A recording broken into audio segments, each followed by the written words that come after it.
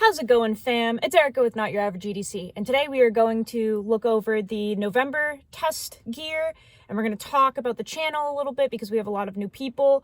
Lots of exciting stuff. I picked out something really fun for November to test, so stick with us here. Let's get into it.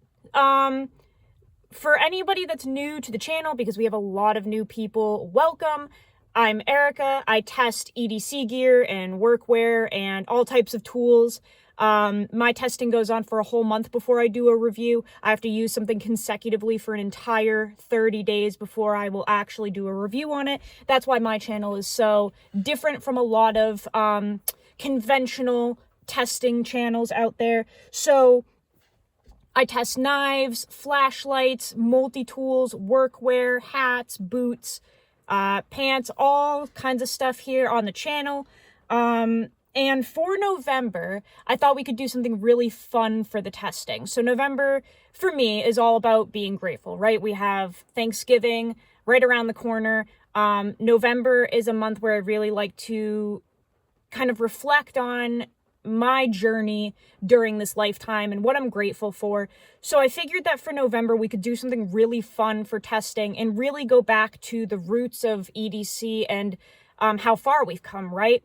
To kind of reinstate being grateful for things. So for November, we're not doing steel testing. We're not testing the latest and greatest at all. We're not testing modern, conventional locking mechanisms and stuff like that. We're going to go 100% old school for November, which I'm really excited about. So I've picked out a couple of items here that we're going to test. And this is about as old school as I can get without being like a caveman.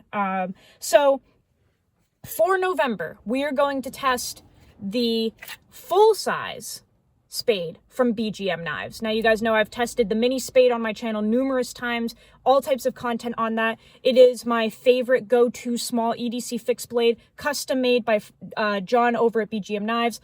I do have the full size here. So this is a hollow ground full size in 52-100 steel. We're going to be testing the full size. I do think that this is going to suit a lot of people better because the majority of my audience is actually male. So I wanted to test the full size for you guys, for all my bros. So this is going to be one of the test knives for November. We're going to use it for an entire 30 days, see how it does. I feel like fixed blades are kind of old school, so I found it fitting for the month because no locking mechanism, right? And then, obviously, because that is a decent-sized fixed blade, I wanted to have something a little smaller and a little more, like, convenient, but also old school. So we're also going to be testing the GEC Farm and Field Tool Bullnose for the entire month of November. This is a super old school slip joint, 1095 steel, or 1075. Does it say? I don't think it says. It's either 1095 or 1075, but it's a tool steel. It's going to continue to patina. No locking mechanism on this. We just have a really nice, sturdy half stop. Great walk and talk, but this will be the smaller knife for November, which I think will be really fun. And then I got rid of basically everything else, tool-wise. No pen, no notebook. We just have an old school Phoenix E12. This is one of their older model flashlights. I think it has like 3 modes, but I do need a flashlight. I use flashlights a lot, so we're just going to use this kind of like old school Phoenix for the month. And then for the multi-tool, you cannot go wrong with a super old Leatherman PST in the original sheath. So this is one that I've had since I was 15 or 16, I think. One of the originals. This is not like the new PST that they redid and remade with like the signature on it. This is actually a real old PST.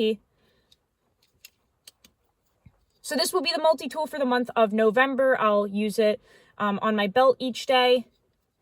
Pretty limited tool set, but enough to do most tasks. We have a file, small screwdriver, Phillips head, can opener. On the other side, we have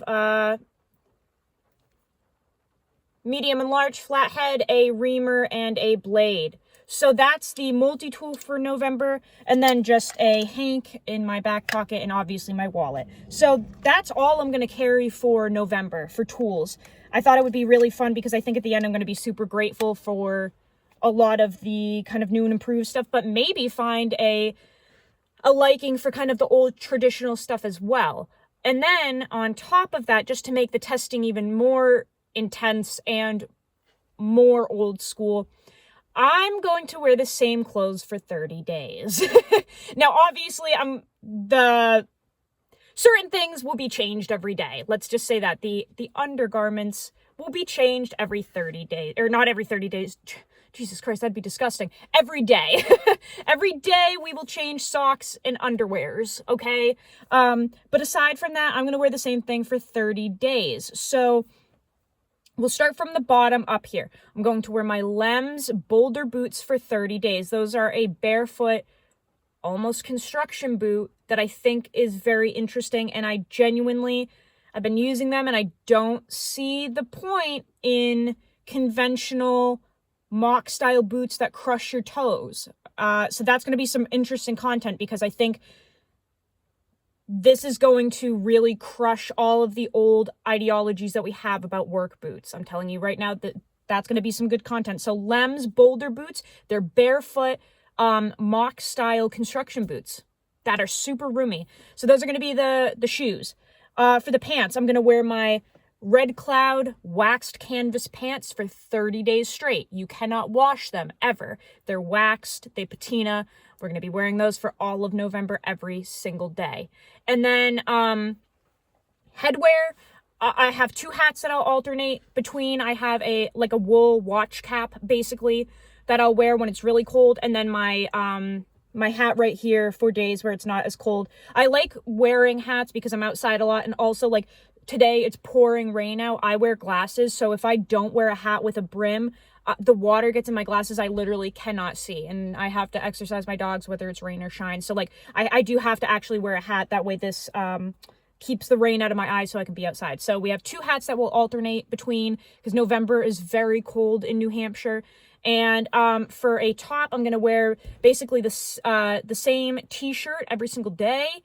And the hoodies or sweatshirts or jackets or whatever, those will have to alternate because the weather is so wacky here. So we're going to test some hoodies and some jackets, right? Because unfortunately, that's one thing that I can't wear the same thing every day. Like the weather fluctuates, but we're going to test some work gear. So I'm going to test some hoodies, some jackets, and kind of see how they hold up and how they perform, because I don't know if I'm just cursed, but I blow through clothes like you wouldn't believe. I can destroy a sweatshirt, like a well-made, like $100 sweatshirt, in a month, easily, if I wear it often. My pants, I can ruin a pair of double-knee Carhartts in like 4 months or under. I blow through clothes, and I do a lot of like hard work, but I think I'm just rough on my stuff, maybe. I don't know. And you guys know I work with dogs, and I am the only person in that building that is down on the ground wrestling with the dogs. I will tell you that. And that just, like, is wear and tear on your clothes when you're wrestling with dogs and playing with them and stuff. You know, they can tear your clothes or whatever.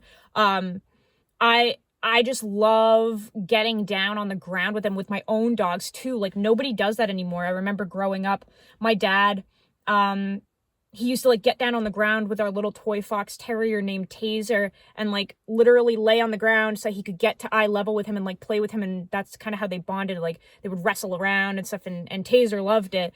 But my dogs love it too. They love when I get down on the ground and I don't care what I'm wearing, and I just, play around with them and bond with them, and just, we're so used to being above everything, right?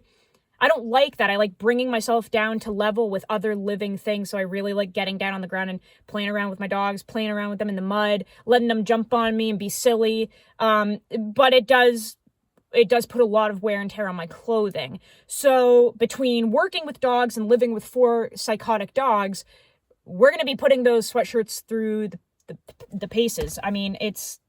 That'll be fun to see how they hold up. And we've got like tons of wood to split over at Sharon and Bruce's. We've got tons of work still to do on the campers. We've got fencing to install. We have a lot of hard work to do coming up. So I think that's going to be some great testing for not only my tools, but also my work gear, my clothing.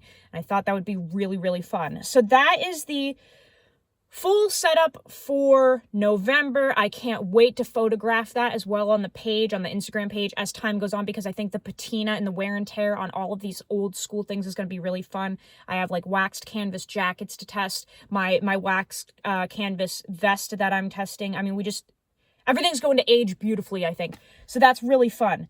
Yeah, so that's the update for November. Like I said in the beginning of the video, we have a lot of new people coming in. So, that's just kind of how like my testing goes. I test things for a whole month. I'll do a week update every single week for 4 weeks to make up the month, to let you guys know how things go, so we can kind of keep tabs on things. Yeah, and for all of the new people that have been like, why are you moving into a camper? What is going on?